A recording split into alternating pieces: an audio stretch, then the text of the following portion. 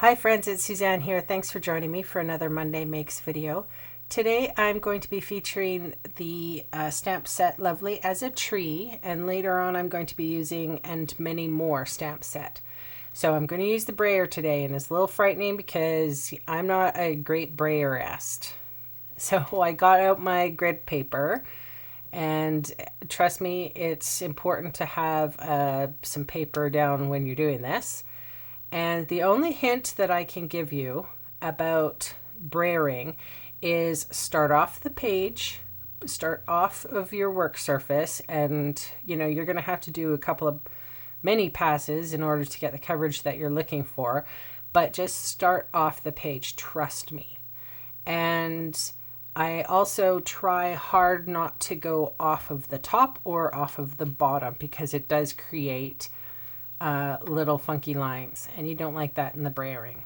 I'm starting brayering with the So Saffron, even though I probably could have skipped this set because the next color that I put on, which is excuse me, Tangelo Twist, is it really overpowers the So Saffron, so you can't really even see it. So I was just getting my practice on at this point. Also, another hint of brayering that I have learned after doing it for a while is a light touch, like a really light touch, like an obnoxiously light touch. If you're pressing hard, you're doing it wrong. It has to be, I don't think you necessarily have to go super quick, and I've sped up this video just for time, but it's important to light touch everywhere. See, even that looks pretty. I could have stopped right there and been happy with it, but I wanted to get that Tangelo twist closer to the bottom. I'm going for an autumnal theme here, so. And the bottom part, I am using Tip Top Taupe. So, and I also cut out the part where I actually clean off of my brayer. So it's water soluble, the ink, so you just run under tap water, or you can spray a paper towel and roll the brayer over top. So here I am, just keep on working it. The biggest thing is just you have to go over it like 17 times. And yeah, it's a little bit of, so much ink is on that paper, it seems like such a waste, but the effect is so worth it. I don't do it very often, but the effect is fantastic. It's so smooth. You don't get any of the sponge marks or anything. And for especially, scenes like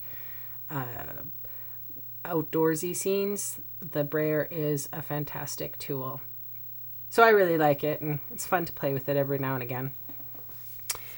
So I have my archival ink, black ink, and I'm inking up my Lovely as a Tree, the oldest stamp set, I believe, that is still in circulation with Stampin' Up. I don't know if everybody knows that. And even pressure all the way along, and I'm even, I'm giving it some good pressure, not rocking it, but trying to get those trees to pop up.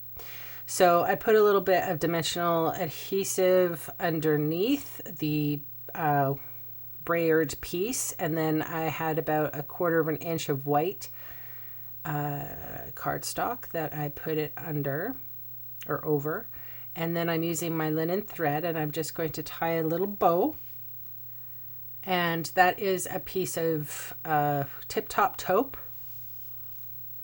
cardstock. And that is pretty much, aside from me gluing it with some fast fuse and fussing with the bow a little bit, the card for today. So as you probably already know that, it's not necessarily the card for today because I still have to stamp the sentiment, which is from the And Many More stamp set.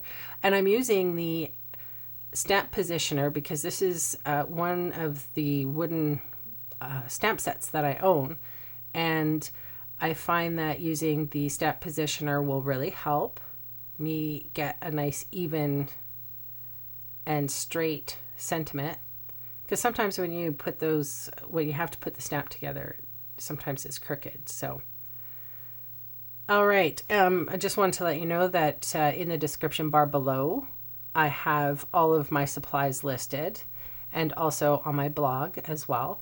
So if you'd like to pick up any of the products, interested in any of the products, just click on the link.